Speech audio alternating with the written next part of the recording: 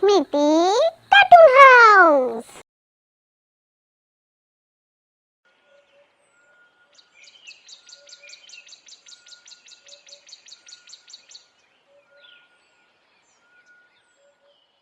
ওহ, কতদিন পর যে একটু শান্তিতে ঘুমোবো আজকে।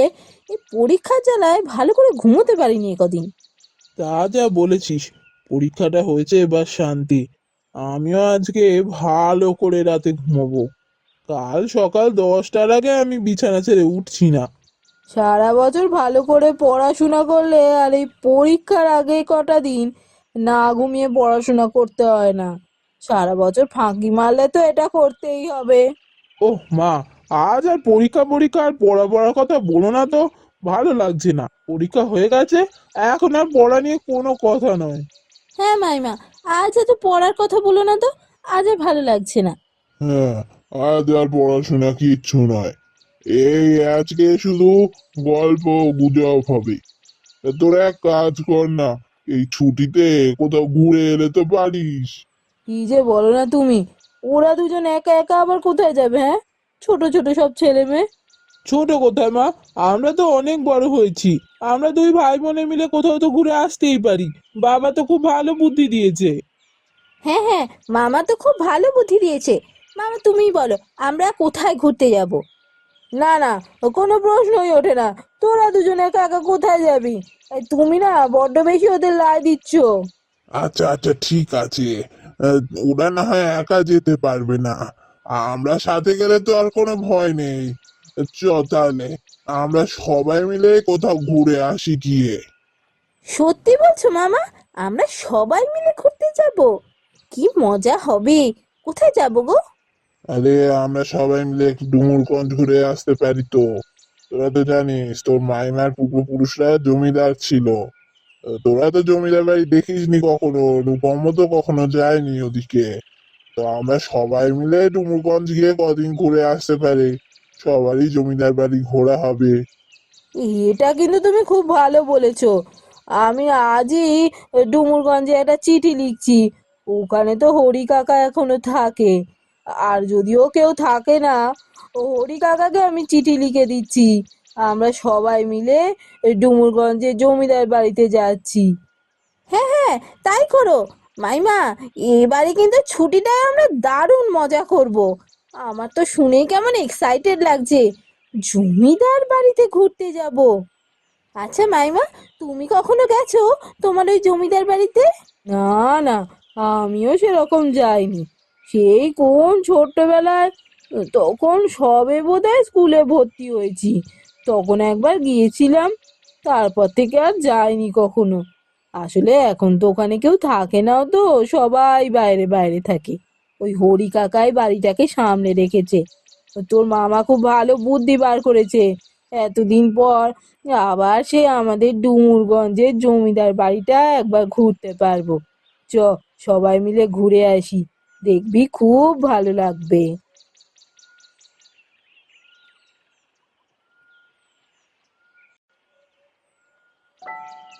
রবিবার দিন সকাল 10টার মধ্যে মামা মাইমা আর রূপম আমাকে আমার বাড়ির সামনে থেকে তুলে নিল।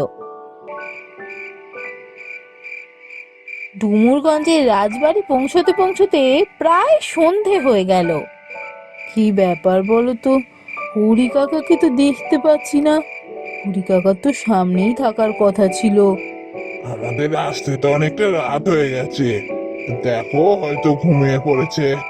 চলো আমরা বরং ভেতরে যাই। হ্যাঁ হ্যাঁ, ঠিকই বলেছো, চলো আমরা ভেতরে যাই। অনেক রাত হয়ে গেছে তো। আমাদের কাছে তো সব সময় একটা করে চাবি থাকে। আমি চাবিটা সাথে করে এনেছি। চলো আমরা ভেতরে যাই। এই চল রে তোরা, অনেক রাত হয়েছে। খাবারের কিছু ব্যবস্থা করতে পারা যাবে কি জানি না। চ, তেমন হলে গিয়ে নয় শুয়ে পড়বো, কাল সকালে উঠেই খাওয়া দাওয়া হবে। হ্যাঁ হ্যাঁ, তাতে কোনো অসুবিধা নেই। আমরা দুপুরে যা খেয়েছি, এখনো পেট গজগজ করছে। আজকে রাতে না খেলেও চলবে। চলো আমরা বরং গিয়ে ঘুমিয়েই পড়ি।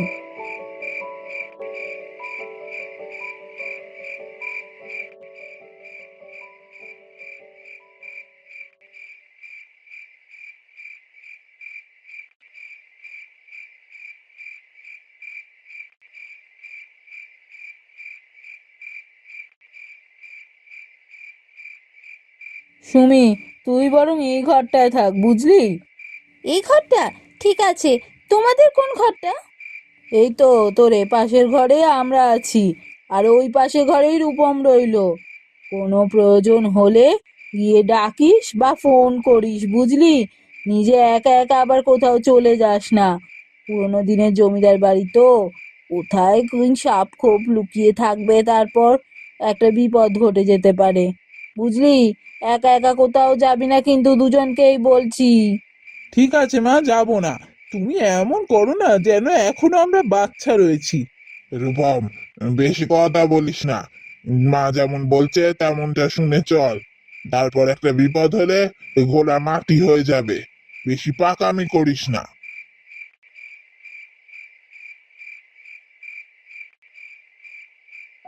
সেই দিন রাতের মতো আর কারোর সাথে কোনো কথা হয়নি। সারাদিনের জার্নিতে এত ক্লান্ত হয়ে গিয়েছিলাম, বিছানায় পড়ার সাথে সাথে ঘুমিয়ে পড়েছি।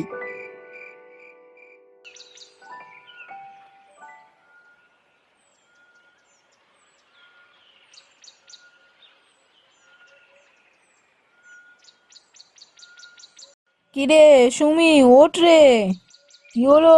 সকাল যে অনেকক্ষণ হয়ে গেছে, এবার ওঠ। আর কতক্ষণ ঘুমোবি? সকালবেলা ঘুম ভাঙলো মাইমার ডাকে। চোখ খুলে তাকিয়ে দেখি মাইমা আমার সামনে দাঁড়িয়ে আছে। ও, সকাল হয়ে গেল? বাবা, বুঝতেই পারিনি। কাল এত টায়ার্ড ছিলাম, এক ঘুমে রাত শেষ করেছি। আচ্ছা ঠিক আছে, চ চ নিচে চ। নিচে ব্রেকফাস্ট রেডি হয়ে গেছে, হরি কাকাও চলে এসেছে।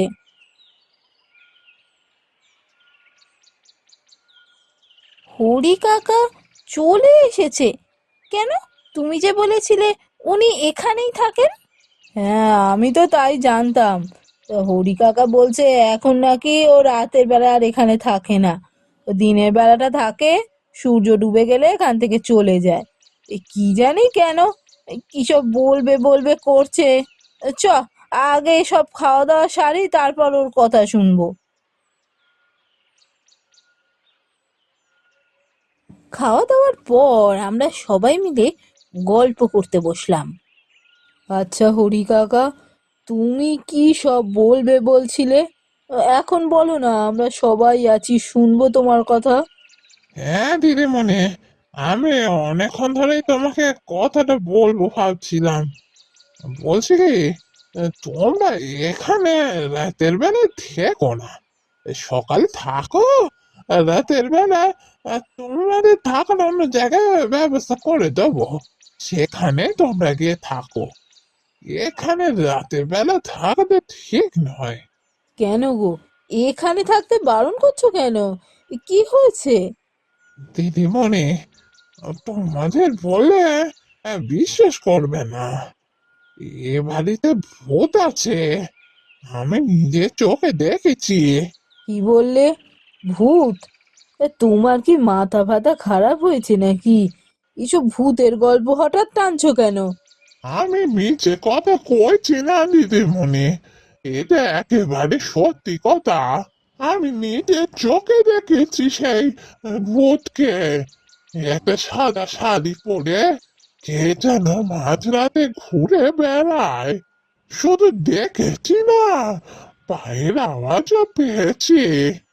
ও আচ্ছা, ঠিক আছে, তাহলে তোমার কথা যদি আমি মেনেও নি, কিন্তু রাতের বেলায় ভূত হয়ে এখানে শাড়ি পরে কে ঘুরে বেড়াচ্ছে, সেটাও তো জানা দরকার নাকি?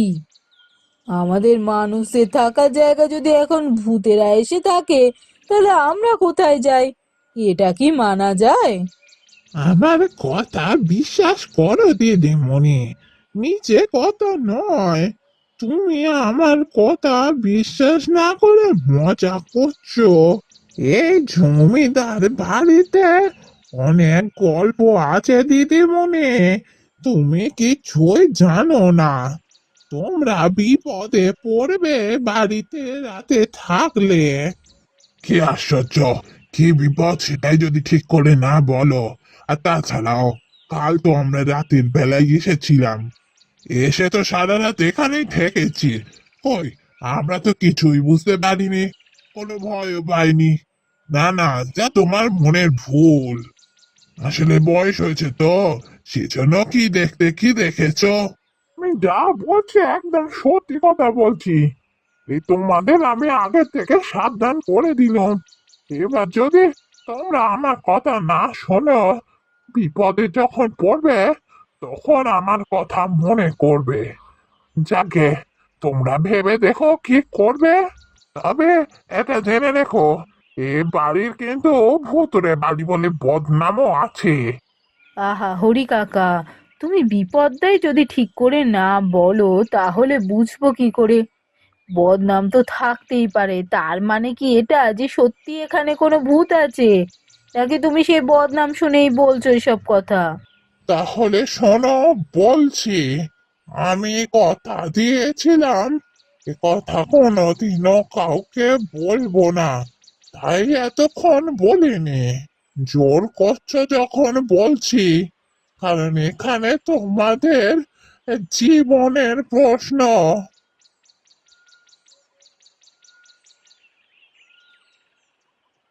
বছর 10 আগে মেজো দাদা বাবু এই জমিদার বাড়ি বেচবেন বলে এখানে এসে এক রাত ছিলেন। কি বললে? মেচকা?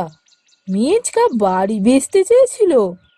কই, আমরা তো এ ব্যাপারে কিচ্ছু জানি না।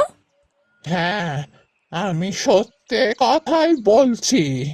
মেজো দাদা বাবুই আমায় এ কথা বলতে মানা করেছিলেন, কিন্তু আজ আমায় বলতেই হবে। তিনি এখানে এসে এক রাত ছিলেন এ বাড়িতে। পরের দিনে লোককে এ বাড়ি দেখানোর কথা ছিল, কিন্তু মাঝরাতে হঠাৎ কিসব আওয়াজ পেয়ে উনি ঘর ছেড়ে বারান্দায় আসেন। তারপরে হঠাৎ কে যেন বারান্দা থেকে ওনাকে ঠেলে ফেলে দেয়। তারপরে তো উনি হাসপাতালে ভর্তি হয়েছিলেন। আমাকে বলতে বলেছিলেন যে বারান্দা থেকে উনি নিজে নিজেই পড়ে গেছেন, নেশা করেছিলেন তো তাই। কিন্তু তা সত্যি নয়। আমি দাদা বাবুকে কথা দিয়েছিলাম, তাই আমিও মিথ্যে কথা বলেছিলাম সবাইকে। হ্যাঁ, আমি তো শুনেছিলাম মেচকা বারান্দা থেকে পড়ে গিয়ে খুব ইনজিওর্ড হয়ে হাসপাতালে ভর্তি হয়েছিল, কিন্তু এইসব তো জানতাম না। কিন্তু তারপর তাহলে মেচকার এ বাড়ি বেচার চেষ্টা করেনি?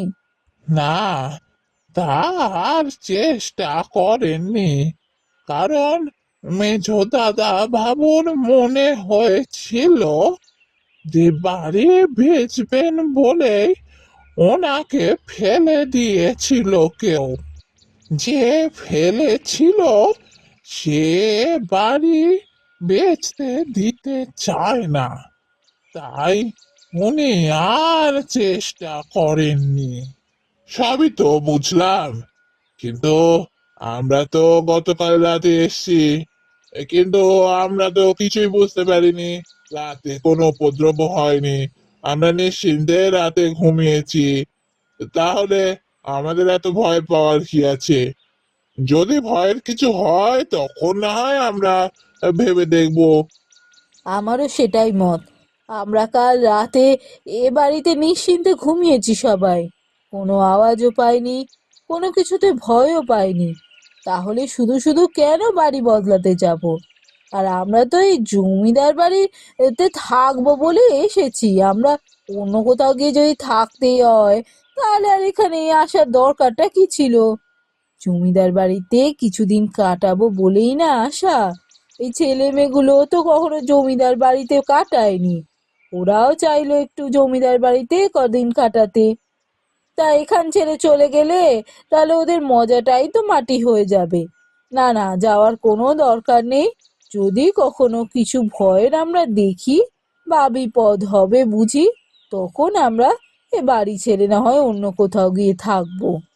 যা ভালো বোঝো করো, তবে একটা কথা তোমাদের বলে রাখছি, রাতের বেলা একা না থাকারই চেষ্টা করো। একা থাকলে বিপদ হতে পারে। তবে হ্যাঁ, হরি কাকা সব কথা আমরা ফেলবো না। হরি কাকা যখন বলছে একা না থাকতে, তখন এবার থেকে আমরা দুজন দুজন করে থাকবো। তাই ভালো, সেটাই বরং করা হোক। তুমি আর সুমি একসাথে থাকো, আর আমরা দুজন একসাথে থাকছি।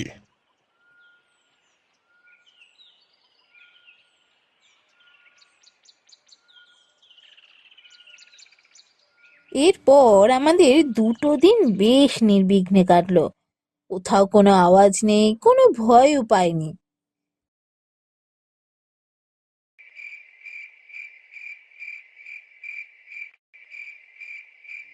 তৃতীয় দিন রাতে যখন আমি আর মাইমা শুয়ে পড়েছি, হঠাৎ দরজার বাইরে কি একটা যেন আওয়াজ হলো।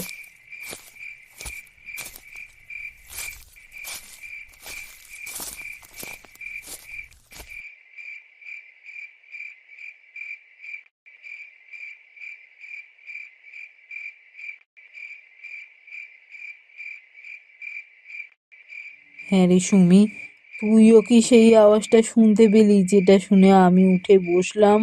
হ্যাঁ তো মাইমা, কি একটা আওয়াজ পেলাম। একবার দরজা খুলে দেখবো? দরজা খুলবি? হরি কাকা বারণ করেছিল দরজা খুলতে।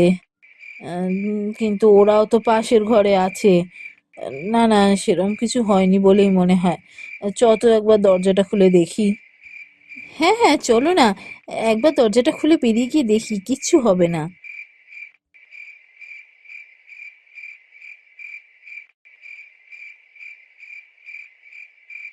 দরজা খুলে দরজার বাইরে যা দেখলাম, তা দেখে আমরা দুজনেই প্রচন্ড ভয় পেয়ে গিয়েছিলাম।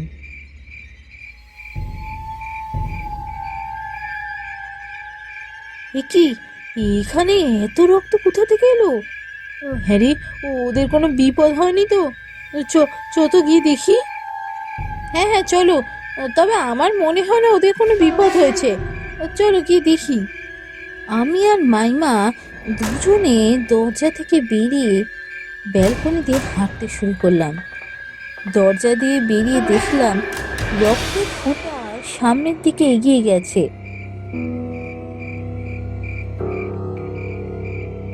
পাশের ঘরের সামনে গিয়ে দেখি দরজা ভেতর থেকে বন্ধ। তার মানে ওদের কোনো বিপদ হয়নি, ওরা ঘরের ভেতরেই আছে। হ্যাঁ রে সুমি, ওদের তো মনে হয় না কোনো বিপদ হয়েছে। দরজা তো ভেতর থেকে বন্ধ বলেই মনে হচ্ছে। হ্যাঁ, আমারও তাই মনে হয়, ওদের কোনো বিপদ হয়নি, ওরা ঘরের ভেতরেই আছে। আর তাছাড়াও দেখো না, রক্তের ফোঁটাটা সামনের দিকে এগিয়ে গেছে। চলো আমরা সামনের দিকে এগিয়ে গিয়ে দেখি, ওখানে মনে হয় কিছু একটা ঘটেছে। হ্যাঁ হ্যাঁ, চল এগিয়ে গিয়ে দেখি এই রক্তের দাগটা কার। কিছু দূর এগিয়ে গিয়ে দেখি সামনে কি একজন দাঁড়িয়ে আছে। কে? ওখানে কে? কে দাঁড়িয়ে আছে? মাইমার কথা শুনে সেই রহস্যময় মূর্তি আমাদের দিকে ফিরে তাকালো। আর তা দেখে আমাদের দুজনের হাত পা ঠান্ডা হয়ে গেল। শিরদাঁড়া দিয়ে যেন ঠান্ডা রক্তের স্রোত বয়ে গেল। এ কি বড়মা, তুমি? তুমি তো... হ্যাঁ, মরে গিয়েছিলাম তাই তো, এখন আবার কোথা থেকে এলাম এইটাই ভাবছিস? না, মানে... ভয় পাস না, আমি তোদের কোনো ক্ষতি করব না। তোরা ভাবছিস আমি তো মরে গিয়েছিলাম, তাহলে এখন ভূত হয়ে কেন ঘুরে বেড়াচ্ছি? আসলে আমি মরে গেছিলাম ঠিকই, কিন্তু আমি মুক্তি পাইনি। আমার ওপর একটা বড় দায়িত্ব আছে, তাই আমায় এখানে থেকে যেতে হয়েছে। দায়িত্ব? কি দায়িত্ব? তোর বড় দাদু এই জমিদার বাড়ি তোর নামে লিখে রেখে গেছে, আর আমায় বলে গিয়েছিল আমি যেন সেটা তোর হাতে তুলে দিই। কিন্তু আমি যখন মারা যাই তখন তোরা কেউ এখানে ছিলি না, তাই আমি তোকে এই কাগজ দিয়ে যেতে পারিনি। আমার ঘরের আলমারিতে সে কাগজ রাখা আছে। এই কাগজ আজ তোর হাতে আমি তুলে দিলাম, কাগজটা আলমারি থেকে নিয়ে নিস। এবারে আজ থেকে তোর। এরপরই দেখলাম মাইমার বড় মা কোথায় যেন মিলিয়ে গেল, আর দেখতে পেলাম না তাকে।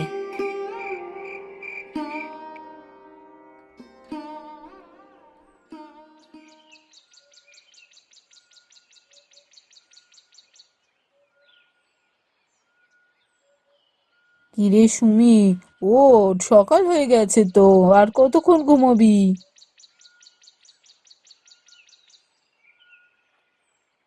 বড্ড ঘুম পাচ্ছে, উঠতে ইচ্ছে করছে না, আর একটু পরে যাচ্ছি নিচে।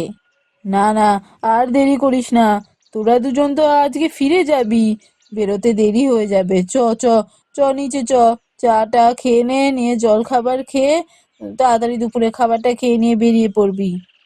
হ্যাঁ, আমাদের দুজনকে তো আজকে ফিরে যেতে হবে। তোমরা দুজন ঠিক যাবে না? এখানেই থাকবে? যদি আবার কখনো কোনো বিপদ হয়? না, তা আর হবে না। দেখলি না, গত এক সপ্তাহ ধরে কোনো বিপদ নেই, রাতে কোনো আওয়াজও নেই। আসলে বড় মা ওই কাগজটা দেওয়ার জন্যই এতদিন এখানে ঘুরে বেরিয়েছে। ছোটকা বাড়ি বিক্রি করতে চেয়েছিল বলে ছোটকাকে মেরে ফেলেছে। কারণ বড় মা বাড়ি বিক্রি হতে দেবে কি করে? বড় দাদু যে আমার নামে বাড়িটা লিখে রেখে গেছে, বড় মা যদি আমাকে না দিতে পারতো তাহলে তো বড় মার দায়িত্ব শেষ হতো না। তাই বড় মা ছোটকাকে বাড়ি বেচতে দেয়নি। আর দেখবি কখনো কোনো বিপদ হবে না, বড় মার আত্মা মুক্তি পেয়েছে। সত্যি, এতদিন সিনেমায় গল্পে এরকম কত পড়েছি, নিজের চোখে না দেখলে এসব ঘটনা বিশ্বাসই করতে পারতাম না। ঠিক আছে ঠিক আছে, অনেক হয়েছে, এবার চ নিচে চ, দেরি হয়ে যাবে তোদের। হ্যাঁ, তুমি যাও, আমি আসছি।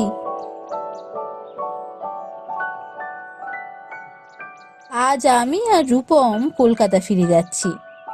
সেদিনের পর মামা যখন মামির সমস্ত কথা শুনলো, তখন মামাই বলল যে মানুষের আত্মা এতদিন ধরে এত কষ্ট করে থেকে এই বাড়ি মাইমার হাতে তুলে দিয়ে গেল, অ্যাটলিস্ট তাকে সম্মান জানানোর জন্য মামার মাইমা এ বাড়ি ছেড়ে আর কোথাও যাবে না, বাকি জীবনটা ওরা এখানেই কাটাবে।